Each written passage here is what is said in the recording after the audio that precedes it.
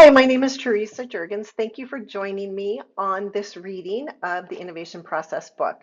You can get your copy of the Innovation Process book by scanning the QR code here. It will take you to Amazon, where you can get a copy in either Kindle or a print copy. I recommend the paperback because most of the sections have a lot of figures. However, I will apologize in advance. This episode 16 in chapter 10, Implementation of Agile NPD for New Product Development, has not got any figures. So please stick with me as we read this chapter together. Chapter 10, Implementation of Agile New Product Development. While Agile methods have been widely implemented for software product development, there are fewer applications of Agile approaches for tangible new product development. While change is a part of every project, selecting an Agile approach to product development implies that significant change is inevitable. In reviewing Figure 2-1, an Agile system is appropriately deployed with high requirements uncertainty. If technical uncertainty is also high, the scientific method is applied to the problem, which may be the purest form of Agile. In fundamental R&D projects, a hypothesis is proposed, experiments are conducted, data is gathered, and a new hypothesis is proposed. Such a process integrates well with the plan, do, check, act cycle shown in Figure 2-2. Many software products deploy known technologies, but many also require new coding so that the technical uncertainty may span from medium to high. Similarly, new products in hardware, including conventional new product development efforts, use a mix of existing technologies and new ones. In both cases, new applications of existing technical solutions are common. Again, these push the technical uncertainty to a medium to high level, or the upper right-hand quadrant of Figure 2-1. In the next chapter, we will discuss some of the cautions and pitfalls of unhindered allegiance to an agile process for product development. Keeping these cautions in mind will help a firm that is choosing to implement an agile process for product development become more efficient and successful with Scrum. We continue to focus on Scrum as the most common implementation of Agile approaches in this chapter. Strategy. Agile project management processes work best in organizations with close connections to customers and a need for speed to market. Since Agile was designed for software products with many unknowns during the development cycle, the process fits organizations best that have a flexible strategy. Note that most companies have long-term strategies and do not vary their primary mission or vision unless pressured to do so by external forces. Strategic goals of adaptability and unclear short-range business objectives, coupled with the inability to accurately predict requirements, schedules, or budgets, are some characteristics of organizations that adopt Agile project management processes. Agile is more suited to small and medium organizations with a prospector strategy. Prospectors value first to market and are willing to accept risks from failures. High product quality may be in conflict with the first to market strategy, and many of these companies do not adequately exploit their own or other available technologies, choosing instead to develop new solutions. Scalability of Agile processes across large multinational corporations is a known drawback of this approach. Risk factors for Scrum. While the Agile methodology is ideal for small teams investigating problems with high levels of requirements uncertainty and high levels of technical uncertainty, there are several risks in implementing Scrum for new product development. Customer risk. New product development is most successful when both the product and the customer benefits. Customer value is determined by whether end users are satisfied with the functionality of a product, continue to purchase and/or use the product, even when competitive choices are available, and their needs are met. While software and many hardware products are not consumed in a short time period, repeat purchases are an indication of customer satisfaction, along with the Net Promoter Score and market share metrics. Customer risk is relatively low in Scrum implementations because the product owner represents the voice of customers throughout the new product development cycle. Because the Scrum team does not directly interact with customers and end users, there is some uncertainty to the response of real consumers when a feature or product is commercially released. However, the use of MVPs in Scrum offers feedback between actual end users and the development team, allowing for adjustments and fixes with the next product release. When bug fixes are nearly invisible with infrequent software updates, as in many computer and cell phone applications, customers are usually willing to accept a lower quality initial product with the future promise of improved quality and functionality. Financial risk. For agile projects, the financial risk is relatively high. Since Scrum is not readily scalable, larger and more complex projects are challenging to execute. With adaptability as a key principle of Agile, Scrum does not apply to traditional construction projects or similar new product development efforts requiring sequential activities. Small Scrum teams means small projects. So organizations are limited investment, yet are also limited in payback.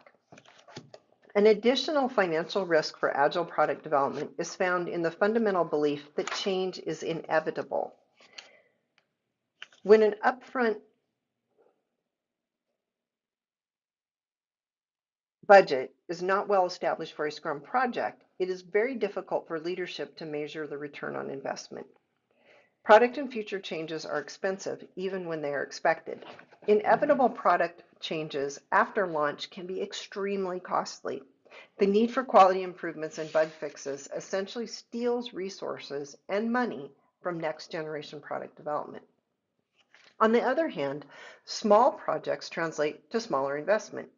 If all of the new product projects within the organization are standalone without dependencies or integration concerns, the financial risk is reduced by using Scrum. Financial risk is also reduced when a firm launches an MVP, which does not require the entire cost of developing a full functional product. In general, however, financial risk for Agile NPD processes is medium high. Technical risk. Technical risk in an Agile project is classified as medium high. First, when the scope of work is evolving, an appropriate technical solution must also evolve. Next, while small teams on Scrum projects have the advantage of close collaboration, the breadth of experience is limited to those specific team members. Finally, the Agile approach supports incremental feature release, and a full picture of the final product can be missing. Yet with rapid experimentation and learning in Scrum, technical risk is moderated by accepting design changes and priorities between iterations. Theoretically, each incremental release has been fully vetted by the product owner who represents the voice of the customer, using the prioritized product backlog to select features for design and development encourages the technical staff to work on items that will deliver the most value for the business and for customers. In this way, if a high-effort technical solution is necessary for a high-value feature, it should be worked first. While gold plating is an issue in traditional project management, it is virtually eliminated as a technical risk in Agile. People risk. From a perspective of the Scrum development team, people risk is medium. Teams are small, so interactions and knowledge sharing are easier than with large teams. Initially, guidance from Agile experts suggested co-location for Scrum teams, further building collaboration and cohesion. However, as more organizations support remote work, Scrum teams are now dispersed and often cross multiple time zones. As mentioned previously, scaling Scrum for larger products and projects is difficult since the teams are meant to be small. Further, most Agile approaches suggest that teams are self-organizing. This means that the team selects what to do during a sprint and how to accomplish the sprint goals. Self-organizing teams must hold each other accountable and have high degrees of both intellectual and emotional trust. Scrum team members are expected to have depth of knowledge within at least one foundational skill set. They are expected to have a desire for learning new skills and to pick up work when they have slack in their assignment. Also, having breadth of knowledge is helpful in troubleshooting issues during design and testing in a Scrum project. Scrum development teams have a high degree of autonomy, but must reach out to the Scrum Master when encountering substantial obstacles. With these elements in mind, people risk in Scrum is medium-low. Collaboration and learning are emphasized for product development teams in Agile and hybrid systems.